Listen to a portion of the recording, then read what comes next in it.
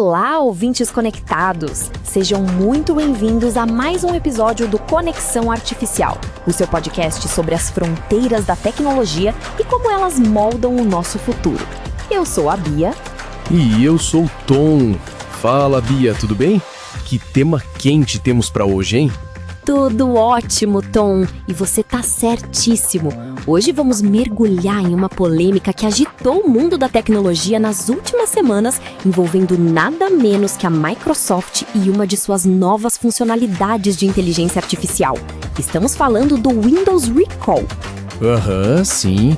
Um assunto que levantou muitas questões sobre privacidade e segurança digital, e que mostra bem o dilema entre inovação e a proteção dos nossos dados. Exato! Para quem ainda não ouviu falar, Tom, o que é exatamente esse Windows Recall e qual era a sua promessa inicial? Olha, na sua essência, o Windows Recall foi anunciado como uma espécie de memória fotográfica para o seu computador. A ideia é bem sedutora, sabe? Imagina nunca mais precisar se preocupar em lembrar onde você viu aquela informação crucial. Pode ser um detalhe em um site, um parágrafo em um documento, ou até mesmo uma conversa em um aplicativo. Uma memória fotográfica? Isso soa quase como ficção científica. Mas como ele faria isso na prática? Como o Recall lembraria de tudo? Basicamente, ele funciona capturando screenshots da sua tela a cada poucos segundos. Pensa nisso como um álbum de fotos gigantesco e contínuo de tudo que você faz no seu PC.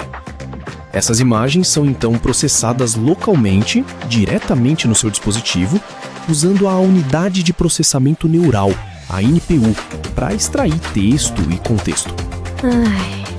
Entendi. Então ele tira fotos da tela, entende o que está nelas e indexa tudo. E a Microsoft fez questão de frisar que esse processamento e armazenamento seriam on-device, ou seja, no próprio computador do usuário, sem enviar nada para a nuvem. Isso já era uma tentativa de acalmar os ânimos sobre privacidade, certo?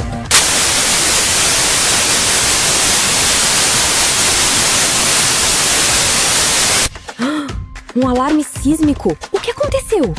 Pouco depois do anúncio, pesquisadores descobriram que o banco de dados do Recall, que continha todas essas capturas de tela e os dados indexados, era armazenado em texto simples e sem criptografia no disco rígido. Sem criptografia? Quer dizer que se alguém tivesse acesso ao meu computador, seja por um malware ou até mesmo fisicamente, todo o meu histórico de atividade estaria ali, exposto como um livro aberto? Precisamente.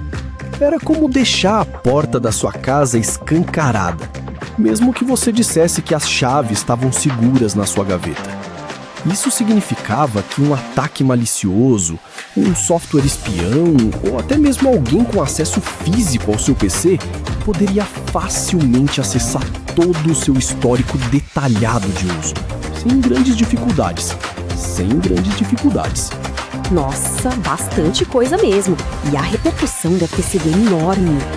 Foi avassaladora. Críticos de privacidade e especialistas em segurança classificaram o Recall como um pesadelo de privacidade e um vetor de ataque em potencial. Eles alertaram para os riscos de espionagem corporativa, roubo de dados pessoais e até mesmo o uso em investigações forenses sem o devido consentimento.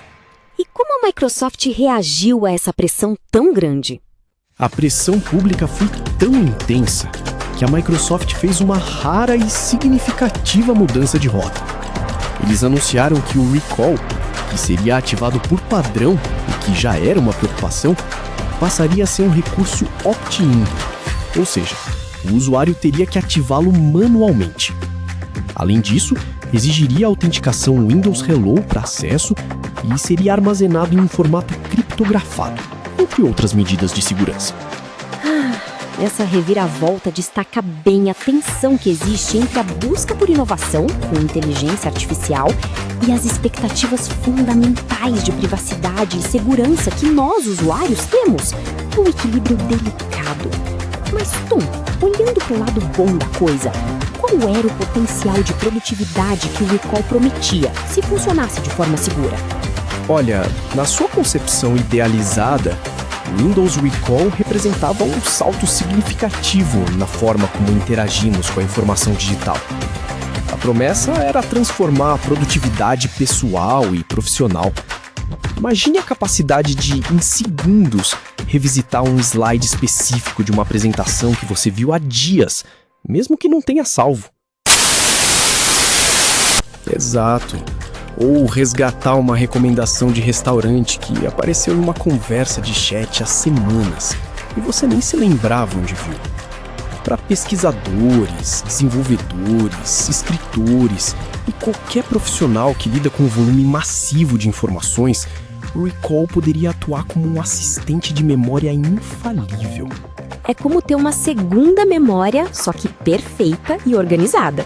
Elimina a necessidade de organizar meticulosamente cada pedaço de dado ou de depender da nossa memória humana, que, convenhamos, falha bastante. Sim.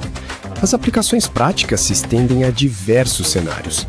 Em um ambiente de trabalho dinâmico, um gerente de projeto poderia rapidamente revisar as decisões tomadas em reuniões anteriores, mesmo que não tenha feito anotações completas, apenas buscando por palavras-chave ou conceitos. E para estudantes? Imagino que seria incrível para revisar materiais complexos, identificando visualmente onde um determinado tópico foi abordado em diferentes fontes. Com certeza. Ou designers gráficos que poderiam encontrar rapidamente referências visuais que apareceram em sua tela, independentemente do aplicativo que estavam usando. A promessa é de uma experiência computacional onde a informação está sempre acessível e contextualizada, permitindo um fluxo de trabalho mais fluido e menos interrupções para buscar dados esquecidos. Faz total sentido, mas você mencionou que a utilidade prática está intrinsecamente ligada à confiança do usuário e à implementação segura. Quais são os limites dessa produtividade se a segurança não for garantida?